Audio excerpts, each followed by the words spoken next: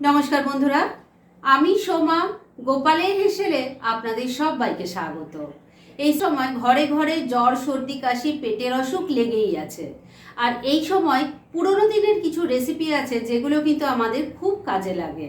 আর সেজন্যই আজকে সেই ধরনের একটা রেসিপি আপনাদের সাথে শেয়ার করলাম, যেটা খুবই স্বাস্থ্যকর এবং অত্যন্ত সুস্বাদু। তাই চলুন সময় নষ্ট না করে রান্নাটা করে ফেলি। আজকে এই গরমের উপযোগী দারুণ টেস্টি রান্নাটা করার জন্য কড়াইয়ে সর্ষের তেল গরম করে নিয়েছি। এর মধ্যে প্রথমেই এক মুঠো বড়ি ভেজে নিচ্ছি। বড়িগুলোকে লাল লাল করে ভেজে তুলে নেব। বড়িগুলো ভেজে তুলে রেখে দিয়েছি। আর তারপর কড়াইয়ে যতটুকু তেল ছিল তার মধ্যে আমি আবারও অল্প একটু তেল দিয়ে গরম করে নিয়েছি। এর মধ্যে এবার কিছু ফোড়নের জন্য দেব। প্রথমেই দিয়ে দিচ্ছি অল্প একটু কালো সর্ষে, দিয়ে দিচ্ছি অল্প একটু রাঁধুনি, দিয়ে দিলাম একটা তেজপাতা, একটা শুকনো লঙ্কা। এবার ফোড়নটাকে কয়েক সেকেন্ড একটু ভাজা ভাজা করে নিচ্ছি। ফোড়নটা ভাজা ভাজা হয়ে গেছে, এর থেকে এখন খুব সুন্দর একটা গন্ধ বেরোচ্ছে। এবারে এর মধ্যে আমি কিছু সবজি দিয়ে দেব। এখানে নিয়েছি উচ্ছে আর আলু, সবই সরু সরু লম্বা লম্বা করে কাটা আছে, দিয়ে দিলাম। তেলের সাথে মিশিয়ে নিয়ে একটু ভাজা ভাজা করে নেব। আমি এখানে সবজির পরিমাণ আপনাদের বললাম না, কেননা আপনারা নিজেদের প্রয়োজন মতো সবজির পরিমাণটা নিয়ে নেবেন। 2-3 মিনিট সময় নিয়ে আলু উচ্ছেটা একটু হালকা ভাজা ভাজা করে নিয়েছি। এবার এর মধ্যে দিয়ে দিচ্ছি ভেন্ডি। সব কিছুর সাথে মিশিয়ে নিয়ে ভেন্ডিটাকেও একটু ভাজা ভাজা করে নিচ্ছি। আমি এখানে ভেন্ডিগুলো সব ছোট সাইজের নিয়েছি, তাই গোটা গোটাই দিয়েছি। 2-1টা একটু বড় ছিল, তাই মাঝখান দিয়ে একটু ভাগ করে নিয়েছি। আর বন্ধুরা, এই সবজিগুলো ভাজা হতে একটু তো সময় লাগবে, তাই এই সময়ের মধ্যে আমি এই রান্নার মশলাটা বানিয়ে ফেলছি। কি কি দিয়ে মশলাটা তৈরি করব সেটা অবশ্যই আগে দেখিয়ে দিচ্ছি। আমি মশলাগুলো একটা প্লেটের মধ্যে সাজিয়ে নিয়েছি।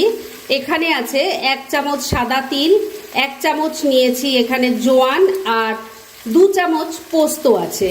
পোস্তটা একটু বেশি দিলে খেতে বেশি টেস্টি লাগে। আর এর সাথেই রেখেছি 4টে কাঁচা লঙ্কা, ঝালটা অবশ্যই নিজেদের টেস্ট অনুযায়ী দেবেন। এগুলোকে প্রথমে আমি শুকনোই সব মিশিয়ে গুঁড়ো করে নেব, আর তারপর পরিমাণ মতো জল দিয়ে বেটে একটা মিহি পেস্ট তৈরি করে নিচ্ছি। মশলাটা তৈরি করে রেখে দিয়েছি, আর 2-3 মিনিট সময় নিয়ে সবজিগুলোকেও একটু ভাজা ভাজা করে নিয়েছি। এবার এর মধ্যে তৈরি করে রেখেছি যে মশলাটা, সেটা দিয়ে দিলাম। স্বাদ মতো নুন দিয়ে দিচ্ছি, দিয়ে দিচ্ছি অল্প একটু চিনি। এবার সবকিছু মিশিয়ে মশলার সাথে সবজিটাকে কষিয়ে নিচ্ছি। এই রান্নায় কিন্তু বন্ধুরা হলুদের ব্যবহার হয় না। আর আপনারা আমার রেসিপি দেখার সাথে সাথে আমার ফেসবুক পেজ গোপালের হেসেল, তাতেও ভিজিট করতে পারেন। ডেসক্রিপশন বক্সে লিংক দেওয়া আছে। মিনিট 2 সময় নিয়ে মশলার সাথে সবজিটাকে মিশিয়ে ভালো করে কষিয়ে নিলাম। এবার এর মধ্যে গ্রেভির জন্য জল দিয়ে দেব। এই রান্নাটা কিন্তু খুব বেশি ঝোলঝোল হয় না, আবার একদম শুকনোও ভালো লাগবে না। সবজিগুলোও সেদ্ধ হতে হবে, সেই বুঝেও জল দেবেন। মিক্সি জারটার মধ্যে অনেকটা মশলা লেগেছিল, তার মধ্যেই জল নিয়ে দিয়ে দিলাম। সবকিছু খুব ভালো করে মিশিয়ে নিচ্ছি। বন্ধুরা, মনে করবেন না যে রান্নাটা কমপ্লিট হয়ে গেল, কেননা শেষ পর্যায়ে এর মধ্যে 2-1টা আরো জিনিস পড়বে, যাতে এই রান্নার স্বাদ আরো অসাধারণ হয়ে যাবে। তাই একটু ধৈর্য ধরে শেষ অবধি আমার সাথে থাকুন। সবকিছু খুব ভালো করে মেশানো হয়ে গেছে। এবার ফ্লেমটাকে লো আর মিডিয়ামের মাঝামাঝি রেখে ঢাকা দিয়ে 3-4 মিনিট রান্না করে নিচ্ছি। মিনিট 5 রান্নাটা করে নিয়েছি। এবার ঢাকা তুললাম। এবার প্রথমেই দেখে নিতে হবে সবজি কেমন সেদ্ধ হয়েছে। সবচেয়ে শক্ত আলু, সেটাই দেখে নিই। দেখুন সুন্দরভাবে সেদ্ধ হয়ে গেছে।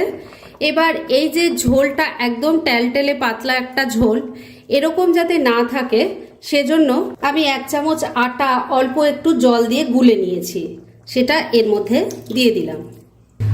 ভালো করে মিশিয়ে নিয়ে মিনিট 2 আবারও রান্নাটা করে নেব। মিনিট 2 আবারও রান্নাটা করে নিয়েছি। এবার ঢাকা তুললাম। গ্রেভিটা দেখুন এখন অনেকটাই কিন্তু ঠিক হয়ে গেছে। এবার এর মধ্যে দিয়ে দেব ভেজে রাখা বড়িগুলো, দিয়ে দেব 1 চামচ আদার রস, ড্রাই রোস্ট করা মৌরির গুঁড়ো 1 চামচ দিয়ে দিলাম, আর এর সাথেই যাবে সামান্য একটু ঘি। ভালো করে সবকিছু মিশিয়ে নিচ্ছি। বন্ধুরা, এই রান্নাটা কিন্তু ভীষণ টেস্টি হয়। গরম ভাত দিয়ে এটা খেতে অসাধারণ লাগে। আগে যদি এভাবে না ট্রাই করে থাকেন, আমার রেসিপিটা দেখে একবার ট্রাই করুন, আশা করছি আপনাদেরও ভালোই লাগবে। সবকিছু ভালো করে মিশিয়ে নিয়েছি। এবার বড়িগুলো যাতে একটু নরম হয়ে যায় আর মশলা যা দিলাম তার টেস্টটা যাতে ভালো মতো রান্নার মধ্যে মিলেমিশে যায়, সেজন্য মিনিট খানেক আবারও রান্না করে নিচ্ছি। তবে এবার আর ঢাকা দেওয়ার কোনো দরকার নেই।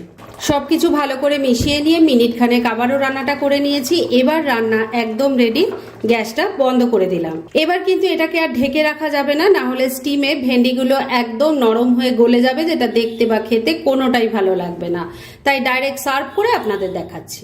ফ্রেন্ডস, আমার আজকের এই গরমের উপযোগী দুর্দান্ত স্বাদের নিরামিষ রেসিপি একদম রেডি হয়ে গেছে এবং আমি সার্ভ করে দিয়েছি গরম ভাতের সাথে। এটা খেতে জাস্ট অসাম লাগে, সেটা একবার ট্রাই করুন তাহলেই বুঝতে পারবেন। আর এরকম ধরনের অনেক ভালো ভালো নিরামিষ রান্নার রেসিপি আপনারা গোপালের হেসেল সার্চ করলেই পেয়ে যাবেন, যার মধ্যে থেকে কিছু কিছু আমি সাজেস্টেড বক্সেও দিয়ে দেব, সেখান থেকেও আপনারা দেখে নিতে পারেন। তাই গোপালের হেসেল অবশ্যই ভিজিট করুন।